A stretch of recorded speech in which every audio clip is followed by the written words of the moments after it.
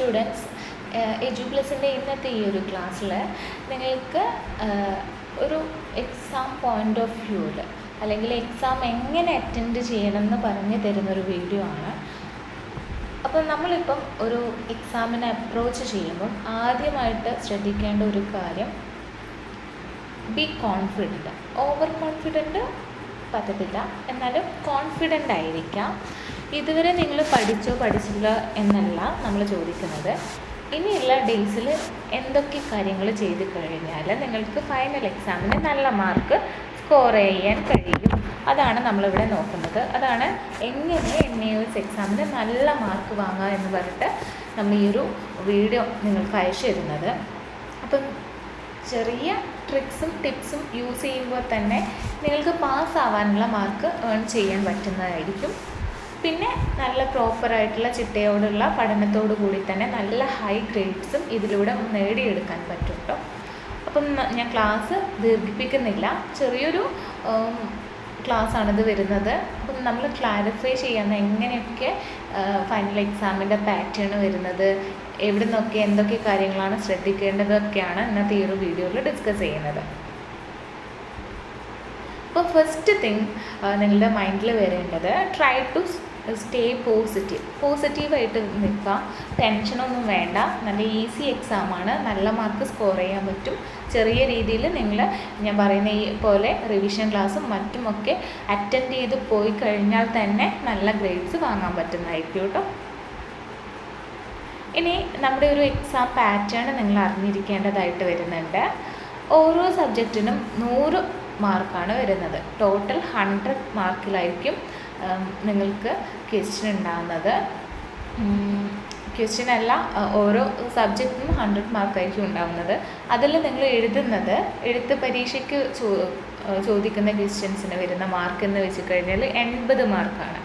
പിന്നെ നിങ്ങൾക്ക് എല്ലാവർക്കും അറിയാം അസൈൻമെൻറ്റ് സബ്മിറ്റ് ചെയ്ത് കഴിഞ്ഞാൽ നമുക്ക് 20 മാർക്ക് കിട്ടും. അങ്ങനെ ഓൾ ടോട്ടലാണ് 100 മാർക്ക് വരുന്നത്. ഇതിൽ നിന്ന് നിങ്ങൾക്ക് പാസ്സാവാൻ എത്ര മാർക്ക് വേണം?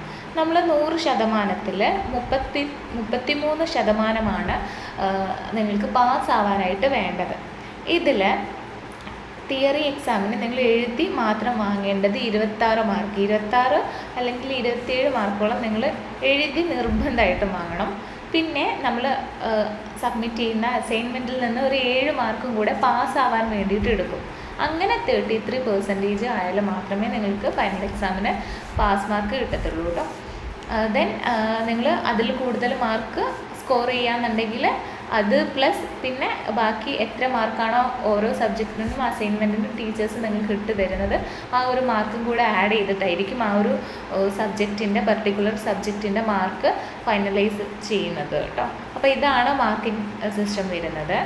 ഇനി നെക്സ്റ്റ് നമ്മൾ എക്സാമിനെ കുറിച്ചിട്ട്, ഓരോ എക്സാമിനെ എങ്ങനെ അപ്രോച്ച് ചെയ്യാം, ഓരോ സബ്ജക്റ്റിനെ എങ്ങനെ അപ്രോച്ച് ചെയ്യാം, എന്തൊക്കെ കാര്യങ്ങൾ ശ്രദ്ധിക്കാൻ നോക്കാം. അപ്പം ഇത് ക്വസ്റ്റ്യൻ പേപ്പറിൻ്റെ ആ ഒരു ഔട്ട്ലൈനിങ് ആണ് ഇപ്പം പറയുന്നത്. നമുക്ക് 3 hour എക്സാമാണ് വരുന്നത്. അതിൽ ഓരോ സബ്ജക്റ്റിനും സെഷൻ എയും സെഷൻ ബിയും ഉണ്ട്. ആ ഒരു സെഷൻ എയിൽ മൾട്ടിപ്പിൾ ചോയ്സ് ക്വസ്റ്റ്യൻസ് ആണ് ചോദിക്കുന്നത്. മൾട്ടിപ്പിൾ ചോയ്സ് ക്വസ്റ്റ്യൻസ് എല്ലാവർക്കും അറിയാം അല്ലേ? മൾട്ടിപ്പിൾ ചോയ്സ് അതായത് നമുക്ക് ഒന്നിലധികം ചോയ്സ് അവിടെ ഉണ്ടാവും. അതായത് 4 ഓപ്ഷൻസ് ഉണ്ടാവും, അതിൽ നിന്ന് ശരിയായിട്ടുള്ള ആൻസർ തിരഞ്ഞെടുത്ത് എഴുതുക. ഇതാണ് മൾട്ടിപ്പിൾ ചോയ്സ് സെഷൻ വരുന്നത്. അപ്പം ഇവിടെ നിന്ന് നിങ്ങൾക്ക് അറിയാവുന്ന ക്വസ്റ്റ്യൻസിന് ആൻസർ പെട്ടെന്ന് എടുത്തെഴുതാം. ഇനിയിപ്പോൾ അറിഞ്ഞില്ലെങ്കിൽ പോലും നിങ്ങൾക്ക് ഗസ് ചെയ്യാൻ പറ്റുന്നതായിരിക്കും. 4ഓളം ഓപ്ഷൻസ് ഉണ്ടല്ലോ, ബൈ ചാൻസ് നിങ്ങൾക്ക് അതിൽ നിന്ന് ശരിയായിട്ടുള്ള ആൻസർ തന്നെ നിങ്ങൾ തിരഞ്ഞെടുക്കാം. അപ്പോൾ അവിടെ ഒരു ചാൻസ് ഉണ്ട് ഇവിടെ അല്ലേ? നിങ്ങൾക്ക് അറിഞ്ഞില്ലെങ്കിൽ കൂടെ ലെക്ക് വെച്ചിട്ട് നിങ്ങൾക്കത് കറക്റ്റ് ഓപ്ഷന് ചൂസ് ചെയ്യാൻ പറ്റുന്നതായിരിക്കും. കാരണം നെഗറ്റീവ് മാർക്കിങ്ങോ കാര്യങ്ങളോ ഒന്നുമില്ല. അപ്പം ശരിയായി കിട്ടിക്കഴിഞ്ഞാൽ അതൊരു ബെനിഫിറ്റാണ്. അപ്പം 20 മാർക്കോളം ഈ ഒരു മൾട്ടിപ്പിൾ ചോയ്സ് ക്വസ്റ്റ്യൻ തന്നെയാണ്. അപ്പം നിങ്ങൾ നന്നായിട്ട് ശ്രദ്ധ കേന്ദ്രീകരിച്ച് കഴിഞ്ഞാൽ ആ ഒരു 20 മാർക്കും ഈ ഒരു സെഷൻ എ തന്നെ നിങ്ങൾക്ക് സ്കോർ ചെയ്യാൻ പറ്റും. പിന്നെ ഒരു 6 മാർക്കും കൂടെ സെഷൻ ബിയിലേക്ക് കൊടുക്കേണ്ടതായിട്ടുള്ളൂ. ഇനി സെഷൻ ബി എന്ന് വെച്ച് കഴിഞ്ഞാൽ 3 പാർട്ടായിട്ടാണ് വരുന്നത്. അതിൽ ഫസ്റ്റ് വെരി ഷോർട്ട് ആൻസർ ടൈപ്പാണ് വരുന്നത്. Then second short answer type, third long answer type. ഈ ഒരു ഫോർമാറ്റിലാണ് ഉണ്ടാകുന്നത്. ഇനി സെഷൻ ബിയിൽ നിന്ന് എങ്ങനെ ഈ ഒരു മാർക്ക് സ്കോർ ചെയ്യാൻ പറ്റുമെന്ന് നമുക്ക് നോക്കാം. അതിൽ ഞാൻ ഫസ്റ്റ് പറഞ്ഞല്ലോ വെരി ഷോർട്ട് ആൻസർ ടൈപ്പ്. ഇതൊരു 2 മാർക്കിനാണ് മാക്സിമം ചോദിക്കുന്നത്. ഒന്നെങ്കിൽ അത് 2 മാർക്കിന് തന്നെ ചോദിക്കുക, ഒരു ക്വസ്റ്റ്യൻ വരാം, അല്ലെങ്കിൽ സബ് ക്വസ്റ്റ്യൻസ് ആയിട്ട്, അതായത് ഒരു എ പാർട്ടും ഉണ്ടാവും ബി പാർട്ടും ഉണ്ടാവും. അത് ഓരോന്നിനും ഓരോ മാർക്ക് വീതം, അങ്ങനെ ഓൾ ടോട്ടൽ 2 മാർക്കായിരിക്കും ഈ ഒരു വെരി ഷോർട്ട് ആൻസർ ടൈപ്പിൽ നിന്ന് ഉണ്ടാകുന്നത്. ഇവിടെ നിന്ന് ചോദിക്കുന്ന ക്വസ്റ്റ്യൻസ് എന്ന് വെച്ച് കഴിഞ്ഞാൽ ഡിഫൈൻ ചെയ്യാൻ വേണ്ടിയിട്ടായിരിക്കും ചോദിക്കുന്നത്. ഒരു എക്സാമ്പിൾ പറയുകയാണെന്നുണ്ടെങ്കിൽ ഇവിടെ കൊടുത്തിട്ടുണ്ട്, ഡിഫൈൻ ഡിമാൻഡ്. ഡിമാൻഡ് എന്തെന്ന് നിർവചിക്കാൻ. അപ്പം ഡിഫൈൻ എന്ന് പറയുമ്പോൾ നിങ്ങൾ ശ്രദ്ധിക്കുക, അതെന്താണ്, നിർവചനമാണ് അവർ ചോദിക്കുന്നത്. അപ്പോൾ അത് മൈൻഡിൽ ഓർത്ത് വെക്കാം. ഇനി ഫിൽ ഇൻ ദ ബ്ലാങ്ക്സ് ഉണ്ടാവും. ഒരു പാരഗ്രാഫ് തന്നിട്ട് അതിൽ ഏതെങ്കിലും ഒരു ലൈന് വിട്ട് വെച്ചിട്ടുണ്ടാവും, അത് ഫില്ല് ചെയ്യാൻ വേണ്ടിയിട്ട്. അത് നിങ്ങൾ കൂടുതലായിട്ട് റിവിഷൻ ക്ലാസ് കണ്ട് പഠിക്കണം. അവിടെ എന്തായിരിക്കും 2 or 3 പ്രാവശ്യം ഇത്തരത്തിൽ ഫിൽ ഇൻ ദ ബ്ലാങ്ക്സ് വരുന്നതാണെങ്കിൽ ആ ഒരു സെൻറ്റൻസ് വായിക്കണം 2 or 3 പ്രാവശ്യം. എന്നിട്ട് നിങ്ങളതിൽ ക്വസ്റ്റ്യൻ ആൻസർ ആഡ് ചെയ്യണം. അല്ലെങ്കിൽ നമുക്ക് മേ ബി ചിലപ്പം ചില ക്വസ്റ്റ്യൻസിൽ ബ്രാക്കറ്റിൽ തന്നിരിക്കും നിങ്ങൾക്ക് ക്വസ്റ്റ്യൻ എന്താണ് ആൻസർ, അതിൽ നിന്ന് പിക്ക് ചെയ്തിട്ട് അവിടെ പുട്ട് ചെയ്യാൻ പറ്റുന്നതായിരിക്കും. ചില ക്വസ്റ്റ്യൻസ് ട്രൂ ഓർ ഫോൾസ് ആയിരിക്കും. സ്റ്റേറ്റ്മെൻറ്റ് തരും, 4ഓളം സ്റ്റേറ്റ്മെൻറ്റ് തന്നിട്ട് അതിൽ നിന്ന് ശരിയായിട്ടുള്ള ആൻസർ തിരഞ്ഞെടുത്ത് എഴുതാൻ പറയും. അല്ലെങ്കിൽ താഴെ തന്നിരിക്കുന്ന സ്റ്റേറ്റ്മെൻറ്റ് 4 ഓപ്ഷൻ ഉണ്ടെങ്കിൽ അതിൽ നിന്ന് എന്താണ് ശരി ട്രൂ ആണോ ഫോൾസ് ആണോ എന്നൊക്കെ ചെയ്യാനുള്ള തരത്തിലായിരിക്കും ഇത് വരുന്നത്. പിന്നെ 1 വേർഡ് ക്വസ്റ്റ്യൻ ഉണ്ടാവും, ഡയറക്റ്റ് ക്വസ്റ്റ്യൻ, പെട്ടെന്ന് ഉത്തരം കിട്ടുന്ന ക്വസ്റ്റ്യൻ. അതാണ് who is the father of economics, എക്കണോമിക്സിൻ്റെ പിതാവ് ആരാന്നാണ് അത് ചോദിക്കുന്നത്. ഇതൊക്കെ 1 വേർഡ് ക്വസ്റ്റ്യൻ ആണ് അല്ലേ, ഒറ്റ വാക്കിൽ ഉത്തരം എഴുതാൻ പറ്റുന്ന ക്വസ്റ്റ്യൻ ആണ്. അതിനെയാണ് 1 വേർഡ് ക്വസ്റ്റ്യൻ എന്ന് പറയുന്നത്. അപ്പോൾ ഇത്തരത്തിലുള്ള ക്വസ്റ്റ്യൻസ് ആയിരിക്കും വെരി ഷോർട്ട് ആൻസർ ടൈപ്പ് എന്ന് ചോദിക്കുന്നത്. അപ്പോൾ ഇവിടുന്ന് നിങ്ങൾക്ക് നല്ല മാർക്ക്, ഒന്ന് ആ ഒരു ക്വസ്റ്റ്യൻ വായിച്ചു കഴിഞ്ഞാൽ തന്നെ നിങ്ങൾക്ക് അവിടെ എന്താണ് ആ ക്വസ്റ്റ്യനിൽ ചോദിച്ചിരുന്നിരിക്കുന്നത് മനസ്സിലാവും. അപ്പോൾ നിങ്ങൾ പിന്നെ ഞാൻ ഒരു കാര്യം പറയാൻ വിട്ടുപോയത്, നമ്മുടെ ക്വസ്റ്റ്യൻ പേപ്പർ വരുന്നത് ഹിന്ദിയിലും ഇംഗ്ലീഷിലും ആയിരിക്കും കേട്ടോ. നമ്മൾ +2 എക്സാമാണ് എഴുതുന്നത്. അപ്പോൾ എന്തായാലും നിങ്ങൾക്ക് വരുന്ന ക്വസ്റ്റ്യൻ എങ്ങനെയായിരിക്കും, ഹിന്ദിയിലും ഇംഗ്ലീഷിലായിരിക്കും. ഇത് കേന്ദ്ര ഗവൺമെൻറ് നടത്തുന്നത് കൊണ്ടാണ് ഹിന്ദി വരുന്നത്, പിന്നെ ഇംഗ്ലീഷ് വരുന്നുണ്ട്.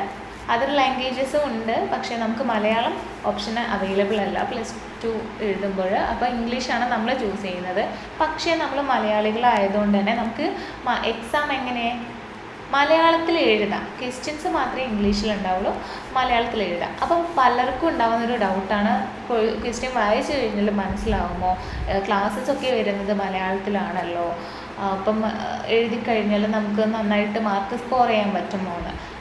പക്ഷേ അപ്പോൾ നിങ്ങൾ അറിഞ്ഞിരിക്കേണ്ട കാര്യം, തീർച്ചയായിട്ടും നല്ല മാർക്ക് തന്നെ നിങ്ങൾക്ക് സ്കോർ ചെയ്യാൻ പറ്റുന്നതായിരിക്കും. നമ്മുടെ ഇതുവരെ ഉണ്ടായിട്ടുള്ള എല്ലാ ബാച്ചിലെ സ്റ്റുഡൻസും ഇങ്ങനെ തന്നെയാണ് എഴുതുന്നത് എക്സാം. അവർക്ക് നല്ല മാർക്ക് സ്കോർ ചെയ്യാൻ പറ്റിയിട്ടുണ്ട്. അപ്പോൾ നിങ്ങൾ ചെറിയ തോതിൽ ഇതേപോലെ തന്നെ ശ്രദ്ധിച്ചാൽ മതി. ചിലവർക്ക് ഉള്ള പേടിയാണ്, ആ ഒരു ക്വസ്റ്റ്യൻ വായിച്ചു കഴിഞ്ഞാൽ അവിടെ എന്താണ് എഴുതേണ്ടതെന്ന് അറിയാൻ പറ്റുന്നില്ല എന്നുള്ളത്. അപ്പോഴാണ് നിങ്ങൾ ചിന്തിക്കേണ്ടത്, നമുക്ക് ചില ടേംസ് അങ്ങനെ തന്നെ ചോദിക്കും, അതായത് ഡിഫൈൻ ചെയ്യാൻ വേണ്ടിയിട്ട് ചോദിക്കും. ഡിഫൈൻ എന്ന് പറയുമ്പോഴേ നിങ്ങൾ ഓർക്കുക, എന്തോ കാര്യത്തെക്കുറിച്ച് നിർവചിക്കാൻ വേണ്ടിയിട്ടാണ് അവിടെ പറയുന്നത്. അപ്പം ആ ഒരു പെർട്ടിക്കുലർ സെൻറ്റൻസ് അവർ തന്നിരിക്കുന്ന ആ ഒരു ക്വസ്റ്റ്യനിൽ എന്തോ കാര്യത്തിനെ നിർവചിക്കാൻ വേണ്ടിയിട്ടാണ് പറയുന്നത്. അപ്പം ആ ഒരു ക്വസ്റ്റ്യൻ വായിച്ചു കഴിഞ്ഞാൽ തന്നെ എന്തിനെയാണോ നിർവചിക്കേണ്ടതെന്ന് നിങ്ങൾക്ക് മനസ്സിലാവുന്നതായിരിക്കും കേട്ടോ. അപ്പം അങ്ങനെ അത് ഓർത്ത് വെക്കാം. ഇനി ചിലപ്പോൾ മേ ബി ഇങ്ങനെ ചോദിക്കാം, distinguish between natural inequalities between people and inequalities in other condition of existence. ഇതൊരു വലിയ ലോങ് ക്വസ്റ്റ്യൻ ആണല്ലേ. ഇവിടെ എന്താ പറയുന്നത്, അതിൻ്റെ ഡിഫറൻസ് മനസ്സിലാക്കാൻ വേണ്ടിയിട്ടാണ്. അപ്പം നേരിട്ട് ചിലപ്പം ഡിഫറൻസ് ബിറ്റ്വീൻ ഇത് ഓർ അത്, അങ്ങനെ 2 ഇതായിട്ട് തന്നെ ചോദിക്കും. അപ്പോൾ അത് നിങ്ങൾ ഡിഫറൻസ് എന്ന് വെച്ച് കഴിഞ്ഞാൽ എന്താണ്, വ്യത്യാസങ്ങളെയാണ് അവർ ചോദിക്കുന്നത്. അപ്പം ആ ഒരു 2 കാര്യങ്ങളെയും വ്യത്യാസങ്ങളെക്കുറിച്ച് എഴുതി കൊടുക്കാം. അപ്പോൾ അതൊക്കെ നമ്മൾ ക്ലാസ്സിൽ ഡിസ്കസ് ചെയ്തായിരിക്കും. പിന്നെ ആണെങ്കിൽ നമ്മൾ തരുന്ന റിവിഷൻ ക്ലാസ് നിർബന്ധമായിട്ടും കണ്ടുപോകാം. ഈ റിവിഷൻ ക്ലാസ്സിൽ ഇംഗ്ലീഷ് ക്വസ്റ്റ്യൻസ് എന്നാണ് കൊടുത്തിരിക്കുന്നത്. അപ്പം അതിൻ്റെ നോട്ട്സിൽ മലയാളത്തിലുള്ള ആ ഒരു ഇംഗ്ലീഷ് ക്വസ്റ്റ്യൻ്റെ ട്രാൻസ്ലേഷൻ ആപ്പാടെ കൊടുത്തിട്ടുണ്ട്. അപ്പം അതേപോലെ തന്നെ ആയിരിക്കും ക്വസ്റ്റ്യൻസ് ചോദിക്കുന്നത്. ചിലപ്പോൾ ഇൻഡയറക്റ്റായിട്ട് ക്വസ്റ്റ്യൻസ് ചോദിക്കാം, പക്ഷെ നമ്മൾ കണ്ടൻറ്റൊക്കെ സെയിം തന്നെ ആയിരിക്കും. അപ്പോൾ ഇത്തരത്തിലുള്ള കേസിൽ നിങ്ങൾക്ക് ആ ഒരു ക്വസ്റ്റ്യൻസ് വായിച്ചിട്ട് മനസ്സിലാവുന്നില്ല, അത്തരം കേസിൽ എന്താ ചെയ്യേണ്ടത്? അവിടെ നിങ്ങൾക്ക് അറിയുന്ന എന്തെങ്കിലും ടേമിനെ കുറിച്ചിട്ട് ആ ഒരു ക്വസ്റ്റ്യൻ ഡിസ്ക്രൈബ് പറയുന്നുണ്ടോ എന്ന് നോക്കാം. അപ്പം അങ്ങനെ നിങ്ങൾക്ക് അറിയുന്നത്, ഇപ്പം ആ ഒരു ക്വസ്റ്റ്യനിൽ ഡെമോക്രസി എന്ന് കാണുന്നതാണെങ്കിൽ, അല്ലെങ്കിൽ കോൺസ്റ്റിറ്റ്യൂഷൻ കാണുന്നതാണെങ്കിൽ, എന്നാൽ ആ കോൺസ്റ്റിറ്റ്യൂഷനെ കുറിച്ചിട്ട് 2-3 ബുള്ളറ്റ് പോയിൻറ്റ്സ് എഴുതി വെക്കാം. അങ്ങനെ എന്തെങ്കിലും നിങ്ങൾക്ക് നിങ്ങൾ പഠിച്ചിരുന്ന എന്തെങ്കിലും കാര്യങ്ങൾ അതിൽ കണ്ടതാണെങ്കിൽ അതിനെക്കുറിച്ച് എഴുതിയെടുക്കാൻ ശ്രമിക്കുക കേട്ടോ. അപ്പം ഇങ്ങനെയാണ് ക്വസ്റ്റ്യൻ വരുന്നത്. ഇത് വെരി ഷോർട്ട് ആൻസർ ടൈപ്പിലാണ് ഡെഫിനിഷനും ഫിൽ ഇൻ ദ ബ്ലാങ്ക്സ് ഒക്കെ വരുന്നത്. ഇനി നെക്സ്റ്റ് നമുക്ക് പോകുന്നത് ഷോർട്ട് ആൻസർ ടൈപ്പാണ്. ഷോർട്ട് ആൻസർ ടൈപ്പ് ക്വസ്റ്റ്യൻസ് ചോദിക്കുന്നത് 3 മാർക്കിലായിരിക്കും. 2-3 പോയിൻറ്റ്സ് ബുള്ളറ്റ് വൈസ് പോയിൻറ്റ്സ് ആയിട്ട് നിങ്ങൾ എഴുതിയാൽ മാത്രം മതി. പിന്നെ ആണെങ്കിൽ ഇത്തരത്തിൽ ബുള്ളറ്റ് വൈസ് പോയിൻറ്റ്സ് എഴുതുമ്പോഴും അവിടെ എന്തെങ്കിലും കീവേഡ്സ് എന്തെങ്കിലും ഉണ്ടാവും അല്ലേ? നിങ്ങൾക്കിപ്പം ഒരു എക്സാമിനർ ഇത് നോക്കുന്ന ടീച്ചേഴ്സ് പെട്ടെന്ന് തന്നെ എൻ്റെ ക്വസ്റ്റ്യന് ആൻസർ ഇത് ആണെന്ന് മനസ്സിലാക്കാൻ വേണ്ടിയിട്ട് വേണമെങ്കിൽ നിങ്ങൾക്ക് ചില ഭാഗങ്ങൾ അണ്ടർലൈൻ ചെയ്യാം അല്ലേ? നിങ്ങൾക്ക് തോന്നും ഇത് മെയിൻ പോയിൻ്റാണ് ഈ ക്വസ്റ്റ്യൻ്റെത് ആൻസറായിട്ട് എഴുതുമ്പോൾ. അപ്പോൾ അതൊന്നെങ്കിൽ ബോൾഡായിട്ട് എഴുതുക, അല്ലെങ്കിൽ അത് അണ്ടർലൈൻ ചെയ്തിട്ട് എഴുതുക. അതിലൂടെ തന്നെ ഒരു ഇംപ്രഷൻ കിട്ടുന്നതായിരിക്കും. അപ്പോൾ ഇങ്ങനെയാണ് short answer type bullet wise points ആയിട്ട് എഴുതുന്നതായിരിക്കും കുറച്ചുകൂടെ ബെറ്റർ റാദർ ദാൻ പാരഗ്രാഫ് എഴുതുന്നതിനേക്കാളും ബെറ്റർ എന്താണ് ബുള്ളറ്റ് വൈസ് പോയിൻറ്റ്സ് ആയിട്ട്. അപ്പോൾ ഇവിടുന്ന് എങ്ങനെയൊക്കെയാണ് ക്വസ്റ്റ്യൻ ചോദിക്കുന്നതെന്ന് നോക്കാം. ഒരു എക്സാമ്പിൾ കൊടുത്തിട്ടുണ്ട്. What are the problems of agriculture faced by the scheduled tribes. ഇവിടെ ക്വസ്റ്റ്യൻ എന്താ വന്നിരിക്കുന്നത്? ഷെഡ്യൂൾഡ് ട്രൈബ്സ് ST വിഭാഗക്കാർ നേരിടുന്ന പ്രോബ്ലംസ് എന്ന് വെച്ച് കഴിഞ്ഞാൽ എല്ലാവർക്കും അറിയാം അല്ലേ? പ്രശ്നങ്ങളാണ് വരുന്നത് പ്രോബ്ലംസ്. അപ്പം വാട്ട് എന്ന് വെച്ച് കഴിഞ്ഞാൽ എന്താണെന്നാണ് ചോദിക്കുന്നത്. അപ്പം എന്തൊക്കെ പ്രശ്നങ്ങളാണ്, എന്തിനെ കുറിച്ചിട്ടാണ്, എന്ത് പ്രശ്നങ്ങളാണ്, എവിടെയാണ് പ്രശ്നം വരുന്നത്? ഓഫ് അഗ്രികൾച്ചർ അല്ലേ? ഈ ഒരു കൃഷി സംബന്ധിച്ച മേഖലയിൽ എന്തൊക്കെ പ്രോബ്ലം അല്ലെങ്കിൽ തടസ്സങ്ങളാണ് ആര് ഫേസ് ചെയ്യാന്ന് വെച്ചാൽ അഭിമുഖീകരിക്കുക എന്നൊക്കെയാണ് കേട്ടോ വരുന്നത്. അപ്പം ഈ ഒരു ST ഷെഡ്യൂൾഡ് ട്രൈബ്സ് എന്തൊക്കെ പ്രശ്നങ്ങളാണ് അഗ്രികൾച്ചർ അല്ലെങ്കിൽ കൃഷി സംബന്ധമായിട്ടുള്ള മേഖലയിൽ അഭിമുഖീകരിക്കേണ്ടി വരുന്നതെന്നാണ് ക്വസ്റ്റ്യൻ വരുന്നത്. അപ്പോൾ ഇതിലൂടെ മനസ്സിലായല്ലോ. അപ്പം നിങ്ങൾ ക്വസ്റ്റ്യന് 2-3 തവണ വായിച്ചു കഴിഞ്ഞാൽ തന്നെ എന്താണെന്നൊരു ചെറിയ പിടുത്തം കിട്ടും. പിന്നെ നിങ്ങൾക്ക് മലയാളത്തിൽ ആൻസർ എഴുതിയാലോ. അപ്പോൾ ഇത്തരത്തിലുള്ള ക്വസ്റ്റ്യൻസ് ആയിരിക്കും ഷോർട്ട് ആൻസർ ടൈപ്പ് എന്ന് ചോദിക്കൽ. ചിലപ്പോൾ ഇതിന്ന് സ്റ്റേറ്റ് ചെയ്യാൻ പറയാം. സ്റ്റേറ്റ് ചെയ്യാന്ന് വെച്ച് കഴിഞ്ഞാൽ എന്താ? സ്റ്റേറ്റ് ഇനി 2 ഫീച്ചേഴ്സ് ഓഫ് ഡെമോക്രസി എന്ന ക്വസ്റ്റ്യൻ വരാം അല്ലേ? ഡെമോക്രസീൻ്റെ 2 ഫീച്ചേഴ്സ് എന്ന് വെച്ച് കഴിഞ്ഞാൽ സവിശേഷതകൾ എന്നാണ്. അപ്പോൾ ഇതൊക്കെ ഇത്തരം വേർഡുകളൊക്കെ മനസ്സിലാകും. നമുക്ക് ഇപ്പം വന്നിരിക്കുന്ന എല്ലാ ക്വസ്റ്റ്യൻസും അധികവും ഇങ്ങനെ ഫീച്ചേഴ്സിനെയോ അല്ലെങ്കിൽ ക്യാരക്ടറിസ്റ്റിക്സ് ഒക്കെ ചോദിക്കുന്നുണ്ട്. അപ്പോൾ അതെല്ലാം അപ്പാടെ അങ്ങനെ തന്നെ എഴുതി വെക്കുക. നിങ്ങൾക്ക് ക്വസ്റ്റ്യൻസ് കൂടുതൽ പരിചയപ്പെട്ട് കഴിഞ്ഞാൽ പെട്ടെന്ന് ആൻസർ ചെയ്യാൻ പറ്റുന്നതായിരിക്കും കേട്ടോ. അപ്പോൾ ഇതാണ് ഷോർട്ട് ആൻസർ ടൈപ്പ് എന്ന് വരുന്നത്. ഇനി വരുന്നത് ലോങ് ആൻസർ ടൈപ്പ് ക്വസ്റ്റ്യൻസ് ആണ്. ലോങ് ആൻസർ ടൈപ്പ് ക്വസ്റ്റ്യൻ എന്ന് വെച്ച് കഴിഞ്ഞാൽ 5 മാർക്കിനാണ് ചോദിക്കുന്നത്. ഇത് സ്ട്രക്ചേർഡ് ആൻസർ വിത്ത് ഹെഡിങ്സ്. അപ്പോൾ എന്താണ് ക്വസ്റ്റ്യൻസ് ചോദിക്കുന്നത്? അതൊരു ഹെഡിങ് പോലെ. അപ്പോൾ ഒരു എക്സാമ്പിൾ നമുക്കിവിടെ നോക്കാം. Explain the importance of business studies. അപ്പോൾ ബിസിനസ് സ്റ്റഡീസിൻ്റെ ഇമ്പോർട്ടൻസ് അതിനെ വിശദീകരിക്കാൻ വേണ്ടിയിട്ടാണ് ക്വസ്റ്റ്യൻ വരുന്നതെന്ന് വയ്ക്കുക. അപ്പോൾ നമുക്ക് ബിസിനസ് സ്റ്റഡീസിന് മുകളിൽ ഹെഡിങ് എഴുതാം, എന്നിട്ട് അതിൻ്റെ 2-3 ബുള്ളറ്റ് പോയിൻറ്റ്സ് എഴുതാം. പിന്നെ ഒരു കൺക്ലൂഷൻ പോലെ ഒരു ചെറിയൊരു സെൻറ്റൻസ് ആയിട്ട് അങ്ങനെ എഴുതുകയും ചെയ്യും. അപ്പോൾ ഇത്ര മതി ലോങ് ആൻസർ ടൈപ്പ് ക്വസ്റ്റ്യൻസിൽ. അപ്പോൾ 5 മാർക്കിനൊക്കെ ആകുമ്പോൾ ഒരു 4-5 ബുള്ളറ്റ് പോയിൻറ്റ്സ് മിനിമം എഴുതാൻ നോക്കണം കേട്ടോ. എന്നാലാണല്ലോ ഒരു അത്രയും വേർഡ്സ് ആവത്തുള്ളൂ. അപ്പോൾ അത്രയും കാര്യങ്ങൾ നോക്കാം. ബുള്ളറ്റ് പോയിൻറ്റ്സ് ആയിട്ട് എഴുതുമ്പോൾ കുറച്ചും കൂടെ നോക്കുന്ന ടീച്ചേഴ്സിന് കുറച്ചും കൂടി ഇംപ്രസ്ഡ് ആയിരിക്കും. അപ്പോൾ അങ്ങനെ ചെയ്യാൻ നോക്കാം. അല്ലെങ്കിൽ പാരഗ്രാഫ് ക്വസ്റ്റ്യൻ ആണ് നിങ്ങൾക്ക് ഒക്കെ എങ്കിൽ പാരഗ്രാഫായിട്ടാണ് എഴുതുന്നതെങ്കിൽ അങ്ങനെ ആയാലും മതി കേട്ടോ. അതൊന്നും കുഴപ്പമില്ല. കൂടുതൽ ലെങ്തി ആയിട്ട് വാരി വലിച്ച് എഴുതാതെ നോക്കാം. നമ്മൾ മലയാളമൊക്കെ ആണെങ്കിലാണ് നമുക്കത് കുറച്ചും കൂടി ബെറ്റർ ആവുന്നത്. മലയാളത്തിൽ നമുക്ക് നല്ല ലെങ്തി ആയിട്ട് എഴുതുക, കാരണം മലയാളം എഴുതിയാലും തീരത്തില്ല.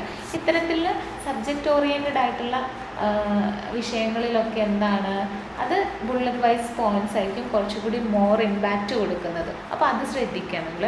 അപ്പോൾ ഇത്രയേ ഉള്ളൂ നമ്മുടെ ഈ ഒരു എക്സാമിന് നിങ്ങൾ ഫൈനൽ എക്സാമിന് ശ്രദ്ധിക്കേണ്ട കാര്യങ്ങൾ. പിന്നെ എന്തൊക്കെ കാര്യങ്ങൾ ഒന്നും കൂടെ ഇതിൽ നിന്നൊക്കെ നമുക്കൊന്ന് സംക്ഷിപ്ത രൂപം ഒന്നും കൂടെ നോക്കാം. അതിൽ നിങ്ങൾ ഫസ്റ്റ് ചെയ്യേണ്ട കാര്യങ്ങളും ക്വസ്റ്റ്യൻ പേപ്പർ ഫസ്റ്റ് കിട്ടിക്കഴിഞ്ഞാൽ നിങ്ങൾ ശ്രദ്ധിക്കേണ്ട കാര്യം എന്ന് വെച്ച് കഴിഞ്ഞാൽ എല്ലാ ക്വസ്റ്റ്യൻസും അറ്റൻഡ് ചെയ്യാൻ നോക്കണം കേട്ടോ. അതായത് നമുക്കിപ്പോൾ ഒരു 40 അല്ലെങ്കിൽ 45 ക്വസ്റ്റ്യൻസ് ഉണ്ടെങ്കിൽ അതിൽ ഓർ ക്വസ്റ്റ്യൻ ഒക്കെ വരും കേട്ടോ. അതായത് ഒരു സെഷൻ ബിയിൽ നിന്ന് ഒരു വെരി ഷോർട്ട് ആൻസർ ടൈപ്പ് 2 മാർക്കിൻ്റെ ക്വസ്റ്റ്യൻസ് ഇപ്പം 5 എണ്ണം തരും. അതിൽ നിന്ന് 4 എണ്ണം അറ്റൻഡ് ചെയ്യാൻ വേണ്ടിയിട്ടായിരിക്കും അവർ പറയുന്നത്. അപ്പോൾ ആ ഒരു 5 എണ്ണം അറ്റൻഡ് ചെയ്യേണ്ട ആവശ്യകത വരുന്നില്ല. അവർ പറഞ്ഞ പോലെ തന്നെ 4 എണ്ണം എന്തായാലും അറ്റൻഡ് ചെയ്യണം. ഒന്ന് വെറുതെ അറ്റൻഡ് ചെയ്ത് സമയം പോക്കേണ്ട ആവശ്യമില്ല കേട്ടോ. അപ്പം അവർ 5 എണ്ണം തന്നെങ്കിൽ 4 എണ്ണം മസ്റ്റായിട്ട് അറ്റൻഡ് ചെയ്യണം. ഓർ ക്വസ്റ്റ്യൻ വരുന്ന കേസിലാണ് പറയുന്നത്. അല്ലാത്ത പക്ഷം ബാക്കി എല്ലാ ക്വസ്റ്റ്യൻസും നിങ്ങൾ നിർബന്ധമായിട്ടും അറ്റൻഡ് ചെയ്യാം.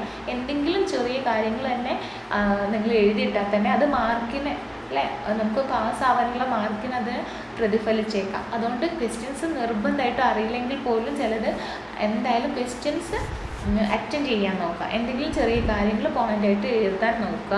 ഇനി നെക്സ്റ്റ് നിങ്ങൾക്കറിയാലോ, ക്വസ്റ്റ്യൻസ് ഇംഗ്ലീഷിലാണ് ഞാൻ പറഞ്ഞു, ആൻസർ മലയാളത്തിൽ ചെയ്യാൻ പറ്റുന്നതാണ്. അപ്പോൾ അതിനൊരു ഡൗട്ട് ഉണ്ടാവരുത്. ഇനി ആൻസർ എന്തായിരിക്കും, മലയാളത്തിൽ അറ്റൻഡ് ചെയ്യാം. മൾട്ടിപ്പിൾ ചോയ്സ് ക്വസ്റ്റ്യൻസ് ഒക്കെ എന്ന് വെച്ച് കഴിഞ്ഞാൽ അതിൽ നിന്ന് എങ്ങനെയാണ് കറക്റ്റായിട്ടുള്ള ആൻസർ തിരഞ്ഞെടുക്കാൻ വേണ്ടിയിട്ടാണ്. അത് അങ്ങനെ തന്നെ തിരഞ്ഞെടുത്ത് എഴുതിയാൽ മതി. അത് ഇംഗ്ലീഷിൽ തന്നെ ആയിരിക്കും. പക്ഷേ നിങ്ങൾക്ക് ആൻസർ മലയാളത്തിൽ എഴുതാൻ പറ്റുന്നത് എവിടെയാണ്, സെഷൻ ബിയിലായിരിക്കും. അപ്പം ആ ഒരു സെഷൻ ബിയിൽ മലയാളത്തിൽ തന്നെ നിങ്ങളുടെ ആൻസർ ചെയ്യാൻ പറ്റുന്നതായിരിക്കും. ഇനി നെക്സ്റ്റ് മെയിൻ ഇമ്പോർട്ടൻറ്റ് തിങ് എന്ന് വെച്ച് കഴിഞ്ഞാൽ ക്വസ്റ്റ്യൻ നമ്പർ ഇടാൻ മറക്കരുത് അല്ലേ. ക്വസ്റ്റ്യൻ നമ്പർ നിർബന്ധമായിട്ടും ഇടണം. എന്നാൽ മാത്രമേ ഇത് ഐഡൻറ്റിഫൈ ചെയ്യാൻ പറ്റുള്ളൂ നിങ്ങൾ ഏത് ക്വസ്റ്റ്യനാണ് ആൻസർ ചെയ്തിരിക്കുന്നത്. അല്ലെങ്കിൽ ഫുൾ നിങ്ങളുടെ മാർക്ക് അത് മാർക്കിന് നല്ലോണം അത് ബാധിച്ചേക്കാം. ചിലപ്പം സബ് ക്വസ്റ്റ്യൻസ് ഉണ്ടാവും അല്ലേ, സബ് സെക്ഷൻസ്. അതായത് 22ാമത്തെ ക്വസ്റ്റ്യന് എ ഉണ്ടാവും, ബി ഉണ്ടാവും. അത് അങ്ങനെ തന്നെ എഴുതണം. 22A അല്ലെങ്കിൽ 22B എന്ന് പറയുന്നത്. ഇനിയിപ്പം 22A ഒരു ഭാഗത്ത് എഴുതിയിട്ട് ബാക്കി അതിൻ്റെ 22B 2-3 ക്വസ്റ്റ്യൻ ചെയ്തിട്ട് പിന്നെ എഴുതാൻ നിൽക്കരുത്. അവിടെ ജസ്റ്റ് ആ ഒരു ഭാഗം ഒന്ന് ഒഴിച്ചിടാം. പിന്നെ നിങ്ങൾ നെക്സ്റ്റ് ക്വസ്റ്റ്യൻ അറ്റൻഡ് ചെയ്തോളൂ. പിന്നെ നിങ്ങൾക്ക് ആ ഒരു 22B സെഷനെ അപ്പം നിങ്ങളുടെ മൈൻഡിലേക്ക് വരുന്നതാണെങ്കിൽ തിരിച്ച് പോയി അവിടെ തന്നെ പോയിട്ട് ഫില്ല് ചെയ്യാമല്ലോ. അപ്പോൾ അങ്ങനെയൊക്കെ ചെയ്യാൻ നോക്കാം കേട്ടോ. അപ്പം കൂടുതലും നമ്മുടെ ആൻസർ പേപ്പർ നോക്കുന്ന ഒരു ടീച്ചർക്ക് അങ്ങനെ ഒരു കൺഫ്യൂഷൻ വരാതെ നോക്കണം. ഓക്കെ, ഈ ഒരു നമ്പർ ഇടുമ്പോൾ പിന്നെ ശ്രദ്ധിക്കേണ്ട ഒരു കാര്യം, ഒരു ഫസ്റ്റ് ഇംപ്രഷൻ എന്നൊക്കെ പറയുന്നത് നമ്മളുടെ ഒരു ഹാൻഡ് റൈറ്റിങ്ങിലൊക്കെ ഇരിക്കുന്നുണ്ട് കേട്ടോ. ചിലപ്പോൾ ചിലവരുടെ ഹാൻഡ് റൈറ്റിംഗ് മോശമായിരിക്കും. പക്ഷേ ആ ഒരു മോശമായിട്ടുള്ള ഹാൻഡ് റൈറ്റിംഗ് വരെ നമുക്ക് നല്ല രീതിയിൽ മാർക്കിലേക്ക് കൊണ്ടുപോകാം. ഒന്നാമത് നമ്മൾ പഠിച്ചു കഴിഞ്ഞ് നല്ല ക്ലിയർ കട്ട് ആൻസറിങ് ചെയ്യുന്നെങ്കിൽ തീർച്ചയായിട്ടും മാർക്ക് വരും, ഹാൻഡ് റൈറ്റിംഗ് മോശമാണെങ്കിൽ കൂടെ. മറ്റൊന്നെന്ന് വെച്ച് കഴിഞ്ഞാൽ നമ്മൾ ചെറിയ തോതിലാണ് പഠിച്ചെങ്കിൽ പോലും ഹാൻഡ് റൈറ്റ് മോശമാണെങ്കിൽ പോലും നല്ല നീറ്റായിട്ട് എഴുതി കഴിഞ്ഞാൽ നമുക്ക് മാർക്ക് വീഴും. കാരണം ആ ഒരു ഇംപ്രഷൻ ഉണ്ടാവും, നമുക്ക് നല്ല നീറ്റ് ആൻഡ് ക്ലിയർ ആയിട്ടാണ് സ്റ്റുഡൻറ്റ് എഴുതിയിട്ടുള്ളത്. അപ്പോൾ എന്താണ്, നിങ്ങളുടെ ഹാൻഡ് റൈറ്റിംഗ് മോശമാണെന്ന് വിചാരിക്കുന്നവർക്ക് എന്താണ് കുറച്ച് നല്ല നീറ്റായിട്ട് എഴുതാൻ നോക്കാം കേട്ടോ. വെറുതെ വാരി വലിച്ച് എഴുതുന്ന ടൈപ്പിലേക്കോ അല്ലെങ്കിൽ അടുപ്പിച്ചടുപ്പിച്ച് എഴുതുന്ന ആ ഒരു പ്രവണതകളൊക്കെ മാറ്റിയിട്ട് നല്ല നീറ്റായിട്ട് എഴുതാൻ നോക്കാം. പിന്നെയാണെങ്കിൽ ഞാൻ നേരത്തെ സെഷനിൽ പറഞ്ഞിട്ടുണ്ടായിരുന്നു, ഡിസ്ക്രിപ്റ്റീവ് ടൈപ്പ് ക്വസ്റ്റ്യൻ അല്ലേ, വെരി ഷോർട്ട് ആൻസർ ടൈപ്പ് ക്വസ്റ്റ്യനൊക്കെ ചെയ്യുമ്പോൾ നിങ്ങൾ ബുള്ളറ്റ് പോയിൻറ്റ്സ് ആയിട്ട് എഴുതുന്നതായിരിക്കും കുറച്ചും കൂടെ പാരഗ്രാഫ് ആൻസറായിട്ട് എഴുതുന്നതിനേക്കാളും ബെറ്ററായിട്ട് വരുന്നത്. അപ്പോൾ ഇത്രയൊക്കെ കാര്യങ്ങളാണ് നിങ്ങൾ ഫൈനൽ എക്സാം അറ്റൻഡ് ചെയ്യുമ്പോൾ ശ്രദ്ധിക്കേണ്ട കാര്യങ്ങൾ. പിന്നെ അവസാനമായിട്ട് ഈ ഒരു ക്ലാസ് എന്നല്ല, ഈ ഒരു ഇത് ഞാൻ വീഡിയോ കൂടുതലായിട്ട് ദീർഘിപ്പിക്കുന്നില്ല. പിന്നെ അവസാന ഭാഗങ്ങളിലേക്ക് നമ്മൾ കടക്കാണ്. ഈ ഒരു റിവിഷൻ ക്ലാസ് അത് നിർബന്ധമായിട്ടും നിങ്ങൾ അറ്റൻഡ് ചെയ്യേണ്ടതായിട്ടുണ്ട്. അപ്പം റിവിഷൻ ക്ലാസ് നമ്മൾ ഓരോന്നായിട്ട് നിങ്ങൾക്ക് അയച്ചു തരുന്നതായിരിക്കും. അതിൻ്റെ നോട്ട്സ് കാര്യങ്ങൾ അയച്ചു തരും. അതൊക്കെ വർക്കൗട്ട് ചെയ്യുക, നോട്ട്സ് എഴുതുക, എന്ത് നിർബന്ധമായിട്ടും പഠിക്കാം. നിങ്ങൾക്ക് എപ്പോഴാണോ ഫ്രീ ടൈം കിട്ടുന്നത് ഈ ഒരു പഠനത്തിന് വേണ്ടിയിട്ട് മാറ്റി വെക്കാം. കാരണം എക്സാമിന് അടുത്തിട്ടുണ്ട്. അപ്പം ആ ഒരു ചെറിയ ചൂടോടുകൂടെ തന്നെ പഠിച്ചു തുടങ്ങാം. ഇപ്പം തന്നെ ഇതുവരെ നിങ്ങൾ പഠിക്കാത്തത് നോക്കണ്ട, പക്ഷേ ഇനിയുള്ള രീതിയിലേക്ക് പഠിച്ചു തുടങ്ങാം. പിന്നെ ആണെങ്കിൽ കീവേഡ്സ് കുറച്ച് ഓർത്ത് വെക്കാം കേട്ടോ. മെമ്മറൈസ് ചെയ്യണം. നമ്മൾ പഠിച്ച കാര്യങ്ങൾ വെറുതെ പഠിച്ചിട്ട് പോരാ, അത് ഒന്നും കൂടെ മെമ്മറൈസ് ചെയ്ത് വെക്കാൻ നോക്കാം. പിന്നെ ആണെങ്കിൽ പഠിക്കുന്ന ഓരോ കാര്യങ്ങളും കോൺസെപ്റ്റ് ക്ലിയർ ആയിട്ട് ഓർത്ത് വെച്ച് കഴിഞ്ഞാൽ നിങ്ങൾക്ക് ആൻസർ ചെയ്യാൻ പറ്റും. നമ്മൾ പല ലൈവിലും പറയുന്നതാണ്, ചില സോഷ്യോളജി സബ്ജക്റ്റ് ആയിക്കോട്ടെ, പൊളിറ്റിക്സ് ആയിക്കോട്ടെ, ബിസിനസ് ആയിക്കോട്ടെ, ചില കോൺസെപ്റ്റ് നമുക്ക് മനസ്സിലുള്ളതാണെങ്കിൽ നമ്മളുടെ ഓൺ ലാംഗ്വേജിൽ തന്നെ മലയാളത്തിലാണല്ലോ എഴുതുന്നത്, ആ ഒരു കോൺസെപ്റ്റ് നമുക്ക് അതിൽ എഴുതാൻ പറ്റുന്നതായിരിക്കും. അപ്പം കോൺസെപ്റ്റ് അത് ക്ലിയർ ആയിരിക്കണം. അത് ക്ലിയറായി പഠിച്ച് കഴിഞ്ഞാൽ കുറച്ചും കൂടി ഈസി ആയിരിക്കും എക്സാം അപ്രോച്ച് ചെയ്യുമ്പോൾ. പിന്നെ ഇംഗ്ലീഷ് ക്വസ്റ്റ്യൻസ് അതിൻ്റെ അർത്ഥവും മനസ്സിലാക്കി പഠിച്ചാൽ എക്സാം എളുപ്പമായിരിക്കും കേട്ടോ.